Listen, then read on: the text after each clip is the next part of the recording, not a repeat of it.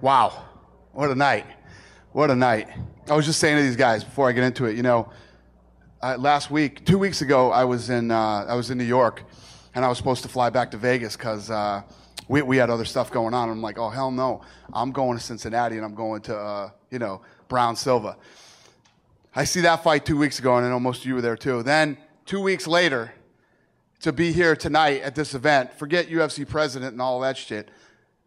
As a fight fan, I mean, you're lucky if you see one of these every 2 years. I mean, unbelievable. What an unbelievable night. Everybody on this card performed. All the guys who did whatever. How Jamie Varner, what? Right? Jamie Varner breaks his leg in the first round and then fights through that round. It's just what an unbelievable performance by everybody here, and I appreciate it. And as a fight fan, forget about all the other stuff. But anyway, 11,036 people were here tonight. We did a gate of 1.7 million. Fight of the night, Dillashaw. Performance of the night, Dillashaw. The other performance of the night, Clark. Dillashaw wins $100,000, the belt.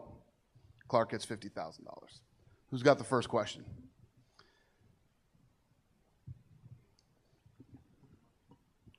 Would you regard this as the greatest upset in UFC history? It's up there. It's tough to, Sarah GSP was a pretty big one too. Well, just to ask you, follow up on that, Barao had won 22 in a row and unbeaten in 34 fights. GSP didn't have that kind of run at that point. I agree.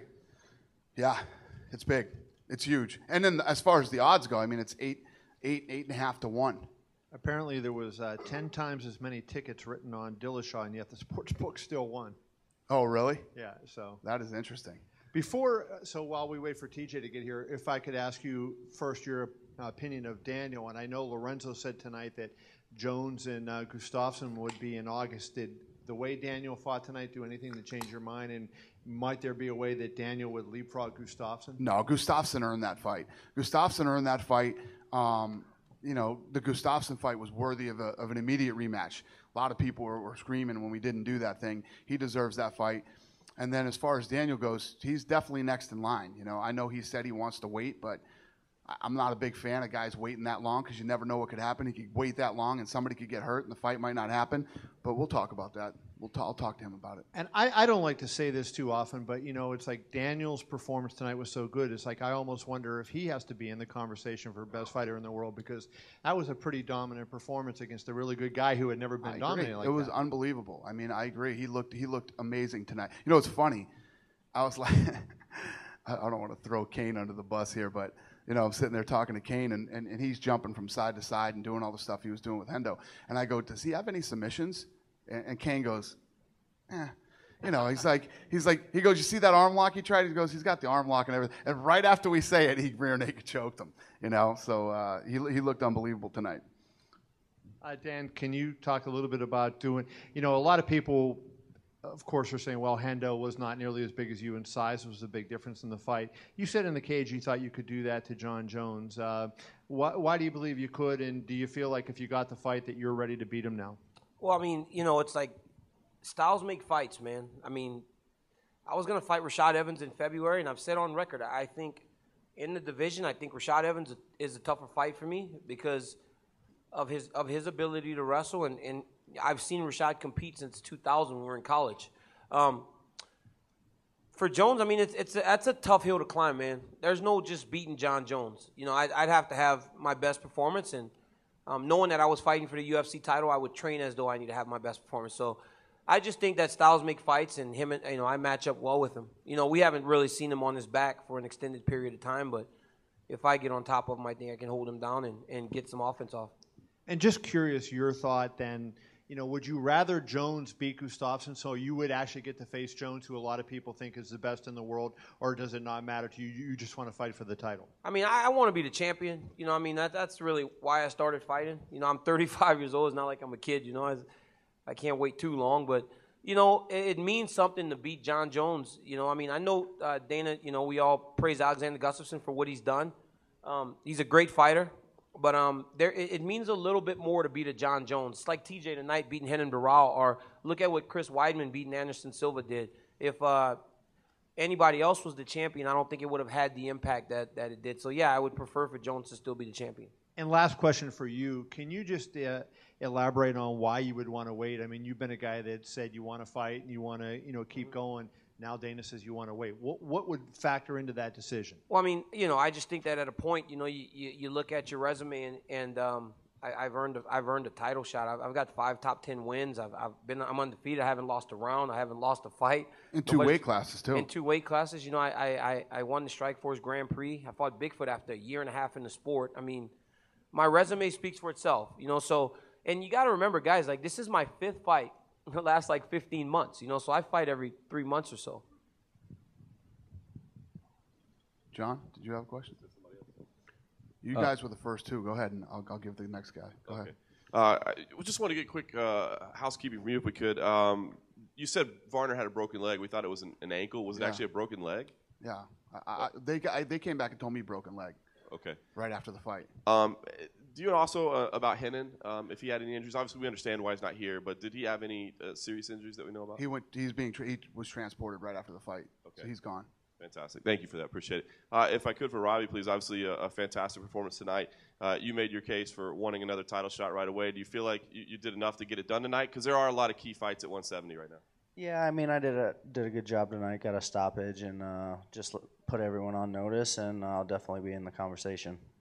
And it seemed like during the second round, you actually were laughing a couple of times after some takedowns. I was wondering if you could think about that moment and bring us back. I mean, what's going through your head as you're laughing in the middle of a fight? I'm just having fun and enjoying myself out there and trying to beat people up. Basic, just having a good time and enjoying what I do for a living. Thank you. And for James, if I could, obviously, no, probably not happy with the way things ended, but similar to like the Weidman Silva, when that one ended by injury, it sounds like that was an injury that you helped incur, correct? Yeah, I mean, to be honest, kicking low, kicking the calf, kicking the ankle was a big part of my training camp. It was something we wanted to do. We worked on it. The very first kick I threw was low. I missed it, and then the second one I think was the one that hurt him. I wasn't trying to break his leg, I guess. The whole idea was to get the weight off that front leg and get it to the back leg to where he doesn't press forward as much. I guess it just kind of worked out a little bit better in my favor. It wasn't my intention to break his leg, but it happens. Thank you. And just one lastly, if I could, for Takeya, please. Obviously, Takeya's got a fantastic win streak in the bantamweight division right now. Does he feel like he's accomplished enough to be in that title picture right now, or does he feel like he still has more to do before he can be considered? 今回ので5連勝になりましたけども、自分はタイトルショットをもらえる権利があると思いますか？それとももう1試合ぐらいしなくちゃいけないと思いますか？僕としてはチャンスがあるならタイトルショットやりたいというふうに思ってます。Well, if there is a chance, I would like to get that title shot. So I guess that's the UFC has to decide. Question for Daniel Cormier. Daniel, going into this fight, you said you believed your wrestling was going to be superior to Dan Henderson's. That was obviously the case. But was there anything that surprised you personally once you got into that exchange about how easy it was? Was it about the level that you anticipated? Well, I mean, you never underestimate a guy like Dan Henderson, but I just believe in my skill. It's something I spent a lifetime accomplishing. When most kids were summers and when they were 15, 16 years old, summers hanging out at the lake and stuff, I was wrestling overseas in the world championship. So it's my sport. It's the thing that I've done my entire life, and I believe in it 100%. And just to clarify what was mentioned earlier about waiting for a title shot, you told me this week when I interviewed you that you believe that should John Jones lose his title to Alexander Gustafsson, that he would probably be deserving of a rematch. So it's one thing if Jones retains the title and then you get that title shot, but should Jones lose the belt, do you at that point rethink the idea of waiting and take another fight? Yeah, I've got to just get back to work because, John Jones is a great champion. He's defended that title more than anybody ever has. And if he lost, he deserves a rematch, just like Anderson Silva did. Those guys have earned the right to fight for the title as many times as they want, So, yeah, I would definitely fight again. I'm not saying I'm opposed to just fighting. I'm just saying that I think after 4.5 years of the sport, what I've accomplished, that I think I deserve a title shot. But as Dana said, we're going to talk, and if they come up with something good, I'll fight. I mean, I'm not afraid of anybody. I mean, I can beat every one of these guys, so I'll fight them all. A question for TJ Dillashaw. TJ, so much of your success leading up to this fight has been based on wrestling, and yet we saw you win a one-sided striking battle tonight. Was that the plan with Dwayne Ludwig going in all along, or did that first-round knockdown decide? No, it was the plan. The plan was to move my feet a lot, not stand in front of him, use my angles, switch my stances up, and just be the faster athlete tonight. And after that, it was just kind of flow. I didn't want to think about what I was going to do, just do what I was drilling in camp the entire time. I let Dwayne tell me what to do, and I just kind of reacted. The plan was to take him down when need be, and I just didn't feel I needed to. It was asked before you got here if this was the biggest upset in UFC history, if not UFC title history. Do you think it is? I have no idea. I'm just, I can't, I'm lost of words right now. The last question for Dana White. Dana, you always talk about the importance of not leaving fights in the hands of the judges. And in both the co-main and the main event tonight, we saw spectacular finishes and fights that would have otherwise been headed toward lopsided decisions. Does that occur to you in your mind about how, even though we're getting definitive answers in fights, that it's especially satisfying to see those finishes? Absolutely. I think that, you see how hard these guys work and how much they put into this sport and trying to build their careers and build their legacies, and you want to take those guys out of the equation every time. I do believe it's getting – I thought the referees did a fantastic job tonight. Everybody did a great job, but, when it comes to judging, it's just always better to stay on the side of taking them out of the equation. Thanks. This question is for Dana. I heard that one of the judges gave the second round to Renan Barão. Yeah. Think about that one. Henderson say he might be considering going down to the middleweight. Can you see him right there on that division? Yeah, that Henderson. Yeah. You see him fighting right there? I think that'd be a good idea. Listen, Dan Henderson's still a powerful guy. He's a tough, durable guy. I mean, you saw what he was taking tonight from. I mean, just that slam alone, could have finished a lot of people. Dan is one of the toughest human beings I've ever met in my life. Thank you. He'd be a lot better with guys, But the thing is about Henderson, and what makes him so fascinating and such a legend, is that the guy has fought, at 85. He's fought guys at 205. He's fought heavyweights. I mean, he's fought everybody his whole career. That's just how much of a stud Henderson is. This question is for TJ. How do you manage to fight for 4 rounds and a half and still dancing and doing all what you did? Great performance. How do you do that? It's because that's what I trained to do. I trained to fight 5-round fights, even in my 3-round fights. I'm a very well-conditioned athlete, and I knew I had to keep pressure the entire time. I'm just an aggressive fighter, and that's when I'm my best, is when I'm flowing and moving my feet and not standing in front of someone. Question for TJ. After the first knockdown, did you feel like he really changed it? How did you see him in the fight after that?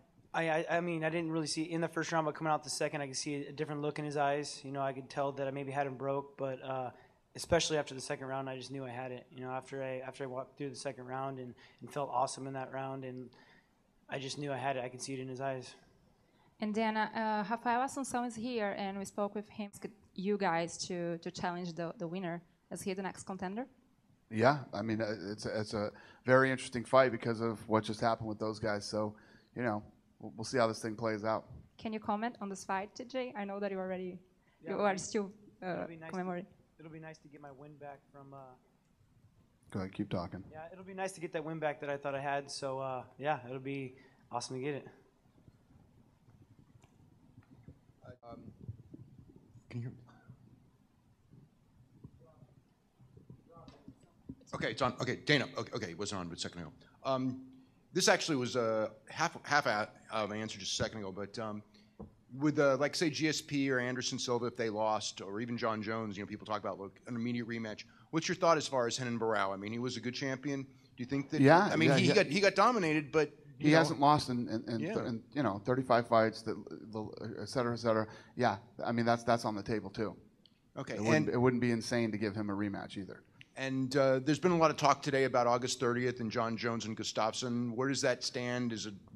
rumor close? No, Gustafsson just signed a new deal, and he signed the bout agreement to fight John Jones in August. Now we're working on Jones. Okay. Yeah, TJ, obviously this is the last camp with Bang over at Alpha Male. So how do you plan on moving forward now that he's going to be in Colorado? Any chance you'll consider switching out there?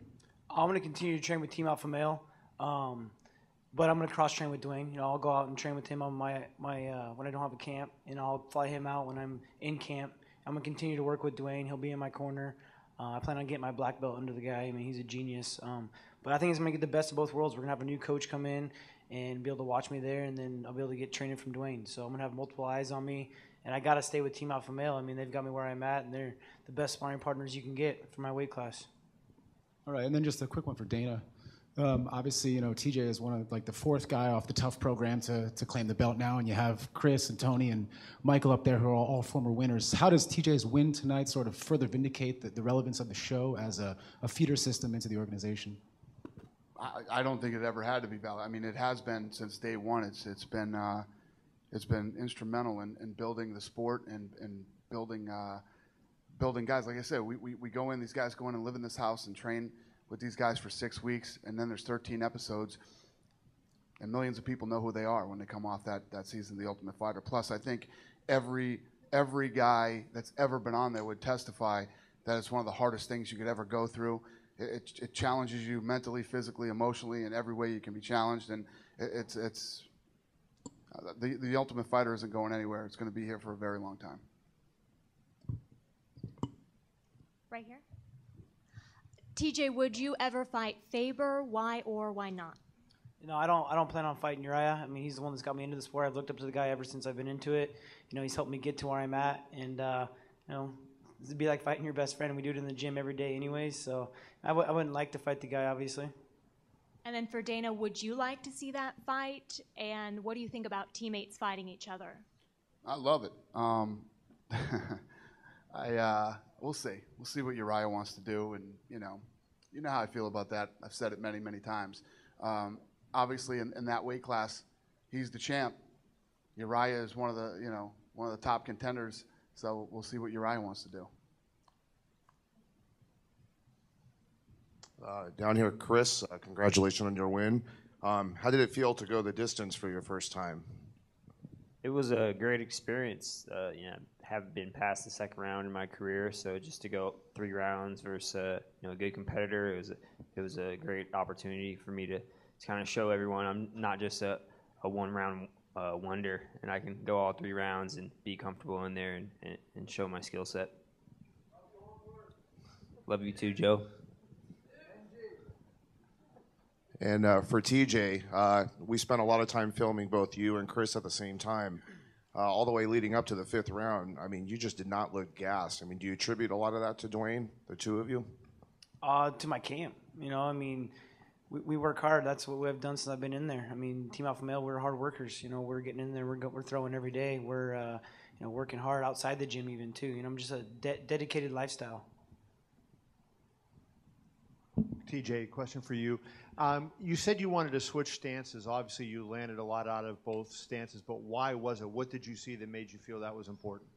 The way his defense is, he likes to back up and stick his hand in your face, and it's just a weakness I saw of his to be able to land a split cross and get the angles, and just something that Dwayne's pointed out to me, and I saw it in tape. 2 other questions. I just didn't understand what you meant when you said I wanted to use my ankles. I don't usually I hear people say use my feet. What did you mean by use my ankles? Not standing in front of him, getting off to the side and returning my other stance, both stances. Just kind of so he's not going to be squared. You're not going to be squared up to him. Yeah, I'm not in front of him where he can be dangerous like he is. I mean, he hits hard. He's a powerful athlete, so standing in front of him is not a good move. And then my last question for you is finishing the fight. You didn't cruise in the last round when you had the chance. What is the thought process as you're going? Like some people might say, hey, you just stay away from him, make sure you don't get caught. You actually went for the finish. Can you? You heard Dana say one of those judges scored the 2nd round for him and Barao. So even though I knew I had all the rounds won, it's just kind of like, I don't know, I guess it's just been bred into me now ever since you hear Bert say it when you walk out and you hear these guys tell you, and then, I lose a decision that I felt like I won. It just kind of drives you to be that way, and I've just kind of always fought aggressive, so. My first question is for Dana. Robbie talked about wanting to get another shot at the title. Do you think that that's a possibility as of right now with that win, or are you going to look at the whole welterweight No, picture? absolutely. I mean, how could you deny him? The fight with Hendricks was awesome, and his performance tonight and his performance before the Hendricks fight. I mean, there's no doubt he's the number one guy in the world right now. And for TJ, you're the first from Team Alpha Male to capture UFC gold. How does that feel to you to have been the first to do that for the team? It's crazy. I got into the gym looking up to all those guys. I mean, they showed me the way, and I've been in a lot of their title fights, camps, and it's just it doesn't. I don't know. It's kind of crazy for me to be the one to bring home the belt, and it's a great feeling. For Michael Chiesa, you were caught in some crazy submissions there in the fight, and I was curious what was going through your mind during those moments, and basically what did it take for you to get out of those submissions and some of those moments that looked like it could have been a near finish for you? Well, first of all, I fought very impatient. That's why I don't like game planning for fights. I had a game plan, and obviously I'm relying on him to do something he wasn't doing from what I saw in the film. I was expecting him to throw a lot more heat, throw a lot more punches, and I had my game plan kind of surrounding that. Everybody was talking about the body shot in the first round, and just like you said with the guillotine, that was pretty deep. But other than that, yeah, just I'm a grappling based fighter, so just had to tough it out. And once you get sweaty, you can kind of pull out of those things. You don't have to be as technical. So he's a tough guy. He showed up for sure. And while I got the mic, I want to say, good job, TJ. And question for Tony, please.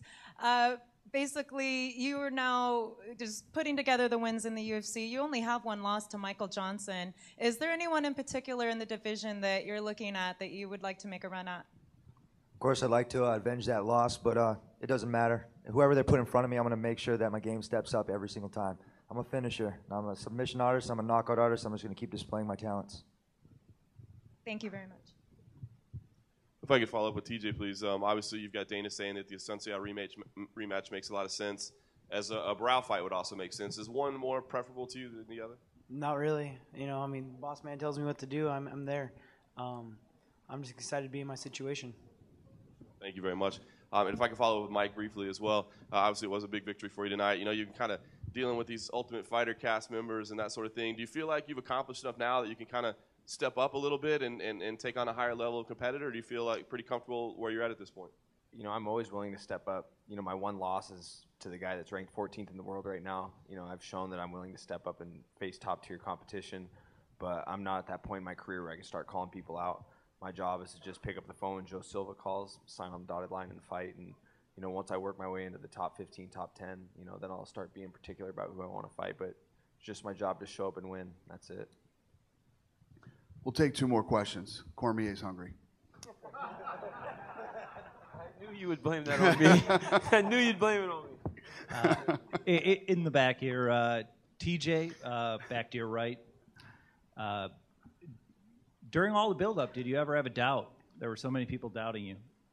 You got to ignore it. I mean, obviously you hear it, you hear how awesome the guy is, but it's just the mental mindset you for competition. I mean, you can't go into a competition scared. If you are, you're not going to be to your fullest. So I went in there with 100% belief, even though I knew how great the champion was. I just had to believe in myself. And this one's a follow-up to you as well as to Dana. Do you prefer being on cards with a preponderance of lighter weight fighters? And Dana, is that something that the UFC would consider, trying to have a consistent weight of fighters across a card? I could care less. Me too. We'll take one more question. TJ, right in front of you. Yeah. Was it kind of nice being able to dominate him for 5 rounds, really leave no doubt in anybody's mind? TJ was the better fighter. It was no fluke. Or is that crap, and is it like you would have taken that first round knockout if you would have gone out from that right hand? I had that choke locked up, and I didn't finish it, and I was kind of pissed off about it at first, but now I'm kind of glad I didn't. I got to prove myself even more. If I would have just finished the choke, it could have been just, that easy of a win. But I was got to show more skills than with the longer it went. And so yeah, I'm glad that I got to dominate that much of the fight. And then Dana, going back to what Kevin asked you about the biggest upset ever in UFC history, it's always, you know, Sarah and GSP. And do you think that part of that is just because of history, or because legitimately we just haven't seen anything that crazy happen since that went down? The upset? The Sarah GSP upset. You know, yeah. The fact that you hold it in such a high regard and the biggest upset, do you think that some of that has to do with history, or do you think legitimately just nothing has happened that was that crazy? Yeah, it just sticks in your head because nobody thought Sarah. It's very much like this. But I guarantee you the odds weren't as big as this fight was. This is exactly the same? Well, there you go. It's a tie, I guess, as the craziest upset ever. Yeah, I mean, they're both right up there. You know, there's no doubt. You know, of course, when I was walking through, I was looking on Twitter, and everybody's like, "Yeah, you said he was the #1 pound-for-pound fighter in the world." And you know that's how the fight business is. You know, guys won 35 straight, hasn't lost in almost 10 years. You lose one fight and you suck. You know what I mean? You were never as good as everybody thought you were in the first place, and everything else. No, TJ Dillashaw came out tonight and put on an unbelievable performance. And I think that Renan Barão, you know, you can have those. Remember, I was telling you guys before the fight, you know, everybody wakes up and just not your day. You don't have that day. I don't believe that happened to Renan Barão tonight. I think that first shot in the first round, he never came back from that. That, you know, that would have knocked almost everybody out. Renan Barão took that shot and a zillion more through 5 rounds and stayed in there. And you know, the kid's tough as hell. One thing before I wrap this thing up. UFC returns to the Cotai Arena at the Venetian, Macau on Saturday, August 23rd. The main event is Kung Lee versus Michael Bisping. And the co-main event is Hector Lombard versus Dong Hyun Kim. Thanks for coming, everybody. We appreciate it. What a night. Have a great weekend.